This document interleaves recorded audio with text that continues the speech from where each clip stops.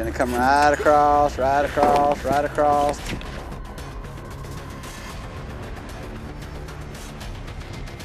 Wait, wait, my dog's in the way. Hang on, hang on. You ready? Ready. Shoot him. Shoot him? Shoot him.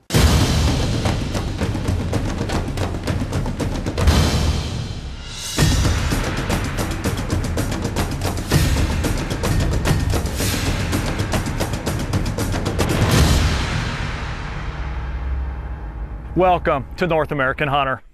For years, most hunters considered the brush country of Texas to be the best place to hunt wild hogs. But for the last 15 years or so, the wild hog population of Florida has exploded. The oak hammocks and palmetto thickets of the Sunshine State are the home to wild hogs that date back to the Spanish conquistadors. I live in Florida, and I can attest to the great hog hunting found here. Today, North American Hunter's own Luke Hartle travels south for some hog hunting, Florida style. Big nasty pigs call for big nasty guns and big nasty machines. We're in South Florida looking for hogs, and I'm really hoping it's a murder mission because these pigs down here are running like crazy and they're ripping up everything after them. Let's go kill them.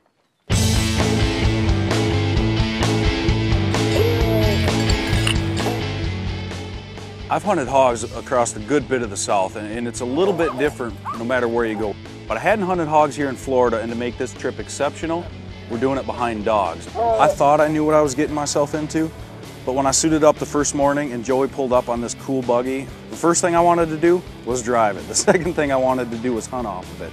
And I realized after about 5 minutes of hunting off this thing, these things are created for killing pigs with dogs.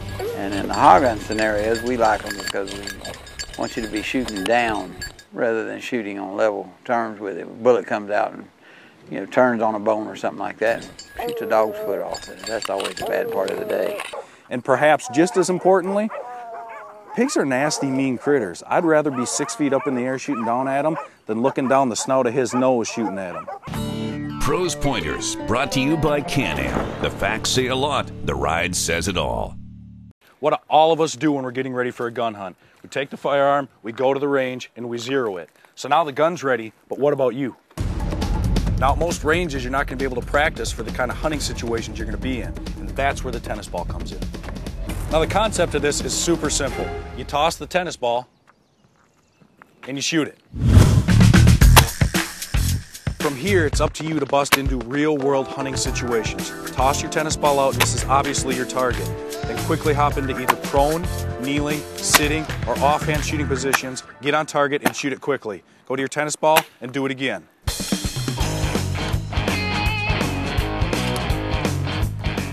You're gonna kill yourself if you try doing this kind of shooting with a 300 Win Mag.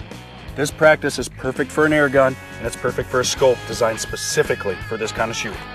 Nikon's ProStaff Target EFR is a 3:9 by 40mm configuration, and it has 10-yard to infinity parallax adjustment.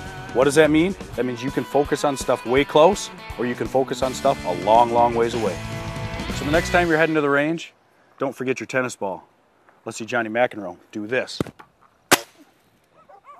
It didn't take us long with those dogs and that buggy to get into the pig territory and to get on a pig right away. And we ended up running this pig around, and it's crazy. It's kind of this goofy Jurassic Park thing going on, but it's kind of stressful because there's a pig here and there's dogs all the way around them, and the whole thing's going like this while I'm trying to get a shot. And I had to rely on Joey. It's kind of a tag team effort.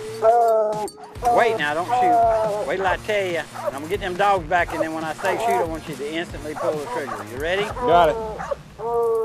All right. I'm watching the dog and you're watching the hog. All right. You ready? Yeah. Shoot. That's a good hog too. Yeah, I mean, got teeth. See the teeth on that baby? Yeah, I'm telling you. That is wicked intense fun.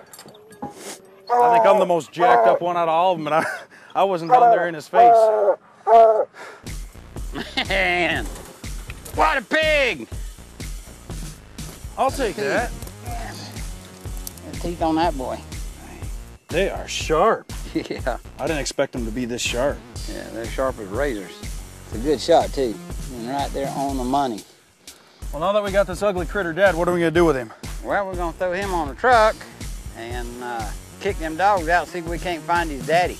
North American Hunter is brought to you by Federal Premium Ammunition. Every shot counts. Matthews, catch us if you can. Mossy Oak, it's not a passion, it's an obsession. Nikon, the trusted name in optics. Thompson Center, America's master gunmaker. HuntingClub.com, the official site of the North American Hunting Club. And by Cabela's, world's foremost outfitter of hunting, fishing, and outdoor gear.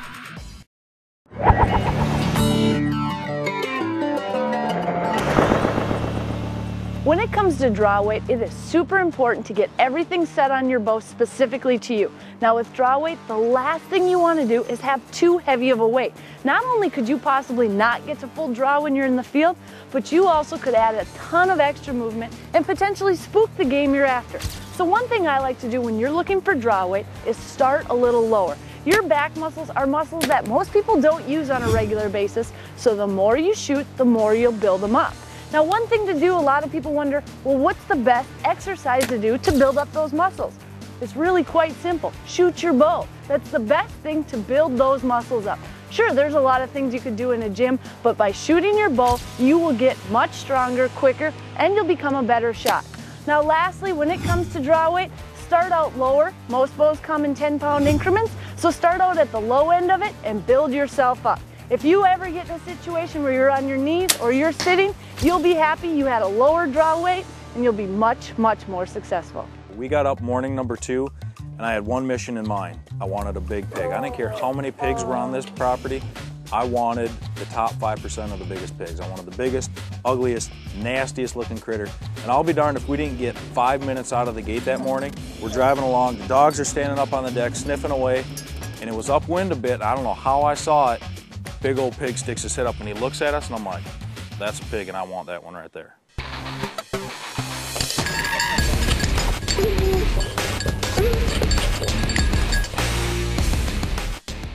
Well, it's an exciting hunt. There's always a lot of action going on. A lot of dogs running, raising things, carrying on. It's inexpensive, anybody can do it, and you get a pretty good trophy for not a whole lot of money. As far as brains, it's a very, very intelligent animal, much more so than deer or anything like that. So these bigger hogs that you run with dogs, he'll break and run. He'll hardly let you get close to him. When they hear these trucks coming, they break and run again. And then the biggest part of the time, what he's looking for is another bunch of hogs to run through. He'll run through those sows and pigs, and then he'll just keep running. And then when the dogs get there, they get off on those sows and pigs. He's throwing the dogs off. Just because you're running a good hog don't mean you're going to wind up with it. When Joey, who's seen and killed probably thousands of hogs, gets all worked up and says, sit your butt down, we're going after this pig, I was super excited because this pig broke from cover. And we can see this guy running all the way across. He runs down through this little ravine. And when he cut through that water and got up on the other side, he did what pigs do best. He lost them dogs. This is about as disheartening as hog hunting can get. I mean, I'm looking for a big boar. Now he's in this maze of junk, and there's a slim chance that we could still end up with him, but it ain't looking good for the home team right now. Now, here comes the hog right there. You see him, he's coming over the dike. He's coming back. They took him on a big round, and he's coming back. Way out there. Way out there, coming over that thing. Come on, let's go. We'll cut him off. You still see him coming right there? I got him. All right. He's gonna come right across, right across, right across.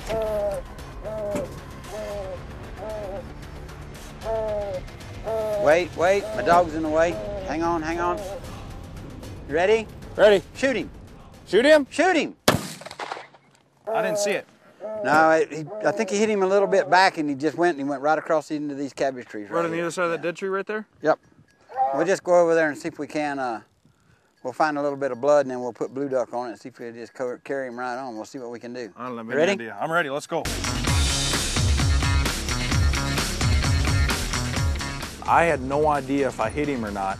And again, here's where the dogs were a huge, huge help. We stood there, we waited for old blue duck to catch up, and he went right in. And I'll be darned if he didn't go 100 yards past where I shot him, and that hog was piled up. Blue duck's right on top of him. Yeah, baby. Well done, well done. Look at that. Look at that. Nice pig, nice pig. Look at those teeth. Look at the mass on those things. Pound for pound, these hogs are as tough as a dang buffalo. I mean, If they weighed 2,000 pounds, you'd want to kill one with a howitzer. Tell you what, boss, busted or not, this is the best hog I've ever killed all around, teeth-wise, body-wise. And you might be uglier than a mud fence, but you know your pigs. I appreciate it. I really do. Good shooting. To a bird hunter, a real bird hunter, you know, the kind who live in the blind or field, the calendar really doesn't mean much. As long as there's something to hunt, it doesn't matter if it's April or October. As for spring, well, spring in the South means one thing: quail. Not all quail operations in the South are traditional, but Dorchester is. This is 5,000 acres of quail hunting nirvana just outside of Savannah, Georgia. And we love it when good Yankees come see us. Got my Federal shot shells, got my Mossberg stack barrel. As they say down here, I'm going quail hunting. I'm all about upland bird hunting, and I like variety. This, to me, is just the perfect example of southern quail hunting, southern hospitality, the whole southern feel.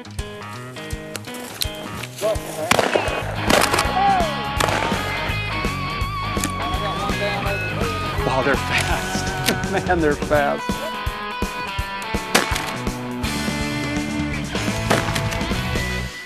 It's rewarding to me because when it started, it was just a thick, tangled, pine thicket. Now, obviously, Dorchester is a preserve. They plant birds here, but this is an incredible preserve. And there are a lot of wild birds here. You don't know if you're flushing tame birds, put birds, or if you're flushing wild birds. And the birds were flying great. I know a lot of people, a lot of the purists don't want to work the pointing breeds with the flushing breeds, but in my opinion, that's just a bunch of bunk. The dogs figure it all out. They work in unison, they work as a team. The lab, in my opinion, is twofold. One, it keeps you off of the point, it keeps you off the dogs and the birds, and it gives you the ability to send that lab and keep the guns behind the dogs. If you're off of the dogs, then it's safer, and then it's just such a better presentation than somebody walking in with a stick and slapping it at the ground to try to make birds flush. That was FUN fun. That kind of fun for a waterfowl hunter starts in the fall. And for the best birds, you may have to put in a little seat time. Does that lake back there look like a destination that you'd drive 30 hours to get to?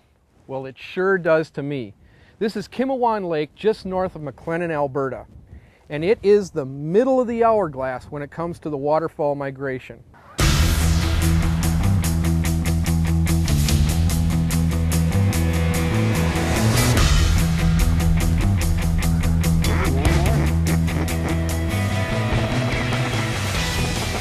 The Peace River is kind of like the center of the hourglass. They kind of all funnel down to there.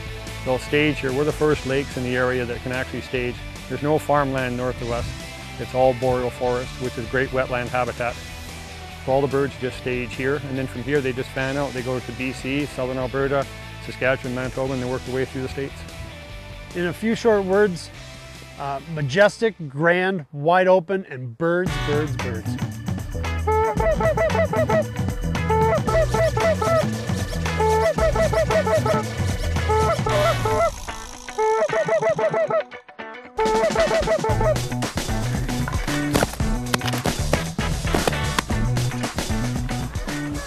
You almost got to be a little bit of a braggart and egotist to believe, yeah, I can fool them even better. I can get them even closer. And when you read the birds right, that's what makes the hunt so exciting, is putting them right in your lap.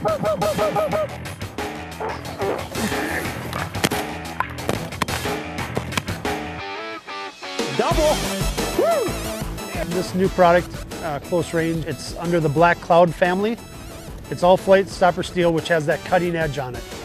So they're up close, they're in your face, they're in your spreads, and it's made to spread out very quickly and kill very lethally.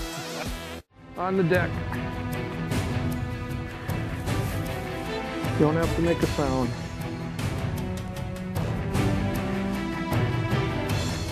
Let's get all of these guys.